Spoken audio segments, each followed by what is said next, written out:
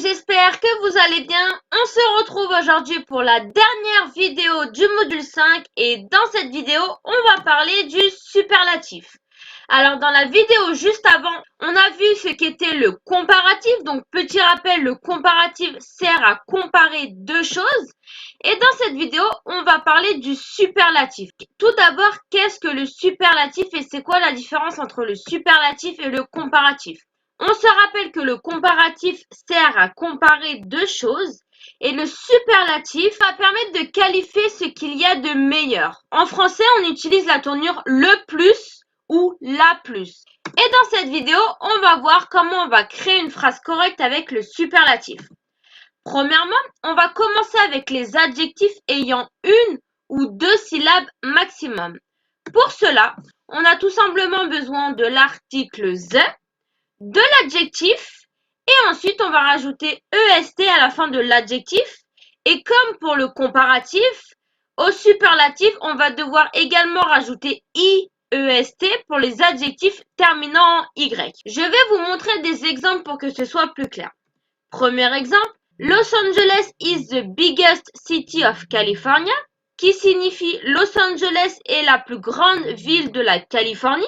Donc là, je ne compare pas deux choses différentes, mais je dis bien que Los Angeles est la plus grande ville de la Californie, donc j'utilise le superlatif. Pour construire une phrase au superlatif, donc j'ai bien mon article the, mon adjectif big, à laquelle j'ai rajouté EST pour construire le superlatif, ce qui nous donne the biggest, la plus grande. Deuxième exemple, Jane is the happiest, qui signifie Jane est la plus heureuse. Donc là, c'est pareil. J'ai bien mis mon article the, l'adjectif happy. Donc happy qui termine bien par un Y. Donc je rajoute IEST à la fin. The happiest, la plus heureuse. Maintenant, on va parler des adjectifs ayant plusieurs syllabes. Pour cela, on va prendre le mot the most ou the less. Donc le plus ou le moins. Et l'adjectif. On va voir maintenant quelques exemples. Premier exemple. Shanghai is the most beautiful city of China. Shanghai est la plus belle ville de Chine. Donc là, j'ai bien ma tournure the most plus mon adjectif que je n'ai pas changé. The most beautiful, la plus belle. Donc là, c'est pareil, je ne fais pas de comparaison entre deux villes. Je dis juste que Shanghai est la plus belle ville. Donc j'utilise le superlatif. Deuxième exemple. English is the less difficult language. L'anglais est la langue la moins difficile. Donc là, c'est pareil. Je prends the less ou the most et mon adjectif que je ne change pas, je laisse tel quel. The less difficult, la moins difficile. Et là, c'est pareil, je ne fais pas de comparaison entre deux langues, donc j'utilise le superlatif. Si j'avais voulu utiliser le comparatif, j'aurais dit English is less difficult than French, par exemple. Mais comme là, je veux dire que l'anglais est la moins difficile des langues, sans faire de comparaison avec une autre langue, j'utilise le superlatif, donc je dis English is a less difficult language. Maintenant, on va voir les adjectifs irréguliers. On se rappelle bien des trois adjectifs irréguliers qu'on a vus dans la vidéo précédente. Donc, nous avions good, bad et far. Donc là, c'est toujours les mêmes adjectifs, mais la tournure va être différente. Donc, premier exemple avec good, au superlatif va devenir the best. Je vais vous montrer un exemple. Donc, Hunger Games is the best movie of the year. Hunger Games est le meilleur film de l'année. Donc là, c'est pareil, je ne compare pas quelque chose. Je veux simplement dire que Hunger Games est le meilleur film de l'année, donc j'utilise le superlatif et je change good par the best. Je ne vais pas dire Hunger Games is the good movie of the year.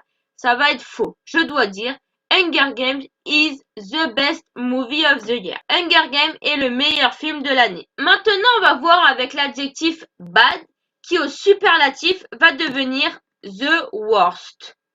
Donc, on se rappelle bien, le comparatif, c'est the worst. Donc là, il faut faire attention à ne pas se tromper entre le comparatif et le superlatif. Le comparatif de bad, c'est the worst. Et le superlatif de bad est the worst. La différence est très minime, donc attention à ne pas vous tromper entre les deux. Maintenant, on va voir un exemple avec the worst. Premier exemple, it is the worst bag I have ever seen, qui signifie c'est le pire sac que j'ai jamais vu. Donc là, je ne fais toujours pas de comparaison, donc j'utilise le superlatif. Donc je ne dis pas it is the bad bag, non, je dis it is the worst bag. C'est le pire sac. Et pour finir, on va voir l'adjectif far qui au superlatif va devenir the farthest. Attention à ne pas vous tromper avec le comparatif parce que les deux sont très similaires.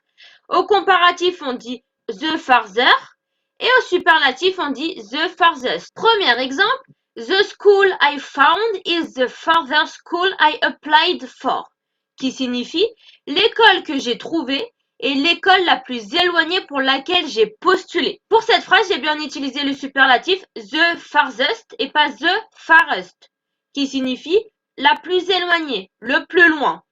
Conclusion. Pour construire une phrase avec le superlatif, quand on a une ou deux syllabes, on doit prendre l'article the, l'adjectif, et on rajoute EST à la fin de l'adjectif. Et si l'adjectif termine en Y, on va rajouter IEST. Par exemple, the nicest, donc là j'ai bien mon article the, mon adjectif nice, et j'ai rajouté à la fin EST, the nicest, le plus gentil. Maintenant, avec les adjectifs qui ont plusieurs syllabes, ce qui va nous donner the most comfortable ou the less comfortable. Et voilà, cette vidéo sur le superlatif est maintenant terminée. Je vous laisse faire les exercices et on se dit à demain pour la première vidéo du module 6.